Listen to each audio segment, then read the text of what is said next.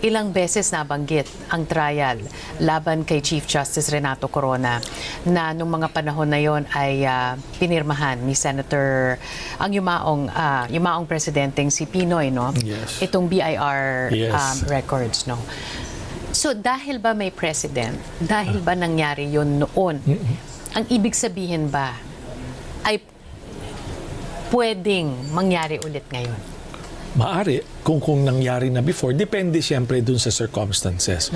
Kung pag-uusapan natin yung pagpirma ng dating Pangulo, yung pumanaw na si President Pinoy, dun sa pag-open ng mga returns, no? Nasa sa Presidente yon natin ngayon, kung kanyang gagawin. Naalala mo, nung pinag-uusapan natin kanina parang ang pananaw nga natin, hindi siya involved dito na he would want to actually show that he's just working and going through what he has to do as a president. The very moment that he signs a consent, nabuksan ng mga returns ng pangalawang Pangulo at ng kanyang asawa, baka magkakaroon ng mensahe na kasama ka pala rito. Di ba? Yung ikaw pala yung may gusto. Kasi sa ngayon, pwede pa niya diretsong sabihin na they're doing it. That's Kasi nga hindi ba nagsimula ito ang naratibo noon, nung nagsisimula ito'y away lamang ng dalawang pamilya. Yes. Marcos laban sa Duterte, Duterte laban sa Marcos. Pero hindi natin maitatanggi nung mga nakaraang buwan naging successful, no? Ang pagdistansya ni Pangulong Marcos dito sa mga nangyayari sa usaping ito. Kaya pag nilakip niya ang kanyang pirma na hinahayaan, na ibukas, babalik ulit doon. Babalik yun, na parang yung buong proseso, binavalidate niya na alam ko ito kasi pinapayagan ko nga Pati kung babalikan natin nung panahon ni President Pinoy, very vocal siya. Yung yung hindi niya kagustuhan kay Chief Justice Corona, very vocal siya. Pag may mga events, sinasabi niya yon na minsan hindi rin niya nire-recognize, di ba? Sa mga event. So, unlike yung sa Pangulo natin ngayon. So, this will be very tricky, I would say, in a sense, kung bibigyan ba niya ng consent. Kasi ang pag-aaralan dyan ng kanyang mga advisor, kung talagang may magtutulak na ilapit sa kanya yun, gaano kahalaga yung returns doon sa pagpapatunay ng kaso ng prosecution, di ba?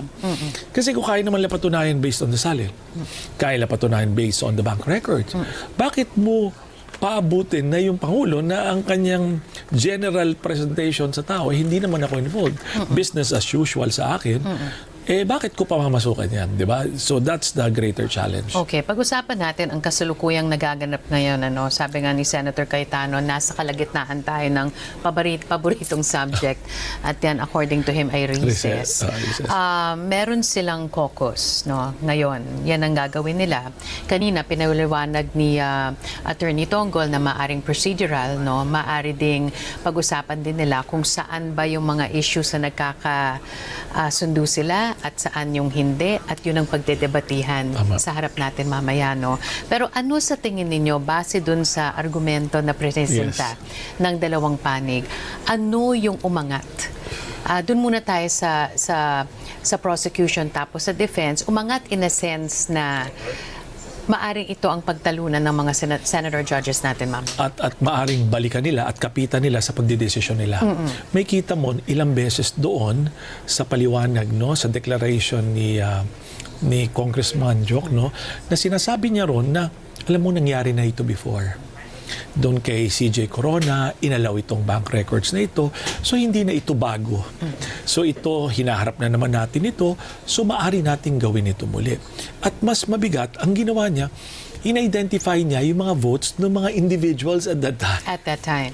Di ba? Balikan natin yan, balikan natin yan. Because before nag-resume itong impeachment trial, yan mismo yung pinag-uusapan natin.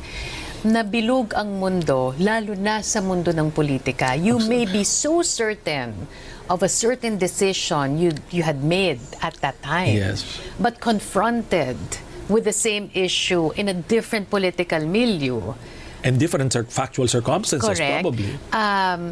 Would you arrive at the same decision? Kasi binanggit niya yung mga senador. Kumbaga, ang mensahe nun, hindi ka na pwede lumayo dyan. Di ba?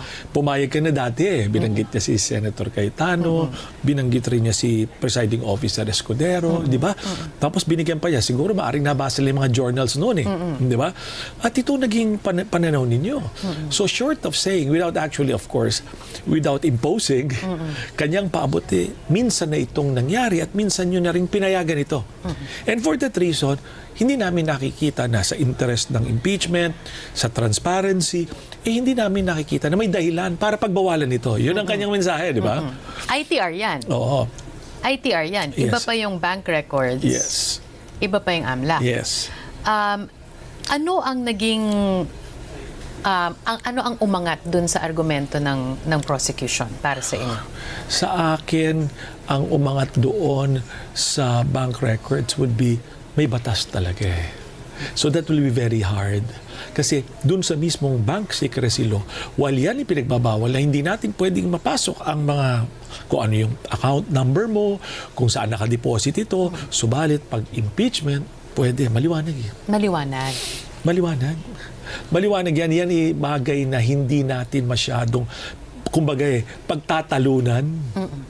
Ngayon, of course, paano bumabalik yung kabila? Kasi ang sabi nila, due process. Exactly. Hindi naman pwedeng isang tabi ang Bill of Rights, yung mga naunang decision daw ng Korte Suprema, put a premium or an importance on due process. Magkasalungat ba ang due process na sinasabi ng defense at yung search for transparency and accountability ng prosecution? Actually, hindi dapat Hindi dapat siya inconsistent kasi yung search for transparency, adhikain nating lahat yan. At tayo ay sumusubaybay nito dahil ang objective natin, makita natin yung transparency. Pero in doing that, ay kailangan galangin natin ang due process. Doon natin dadalhin. At paliwanag natin kasi parang pag-usapan lang natin, hindi magbubungguan yan Accountability and due process, di ba? Parang nangyari, nagbabangga ang bato. Pero hindi po. Kasi tandaan ninyo, pag kayo nakapagbasa ng mga desisyon or background tungkol sa due process, especially when you're up against the government, it is a recognition that the government has resources. At napakalakas ng puwersa ng pamahalaan. Yan hindi lang sa Pilipinas. Established yan universally sa mga jurisprudence.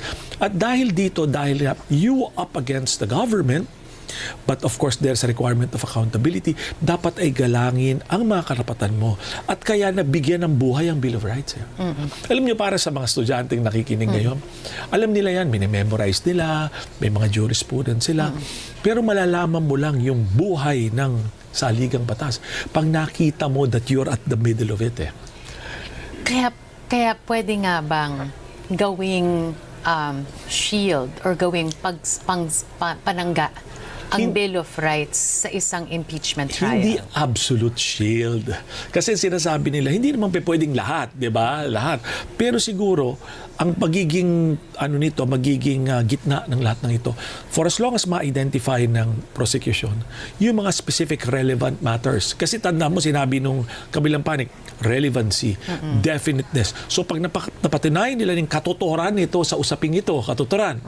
Pangalawa, is yung definiteness, yung mga detalyeng kailangan nila. Hindi lang yung, kailangan ko lahat ng records niyan noong mga nakaraang 10 taon. Yung gano'n Pero pag sinabi, ang kailangan namin ay itong mga accounts na ito ng ganitong period na sa pananaw namin ay may mga pumasok na account na questionable. Baka doon magka yun.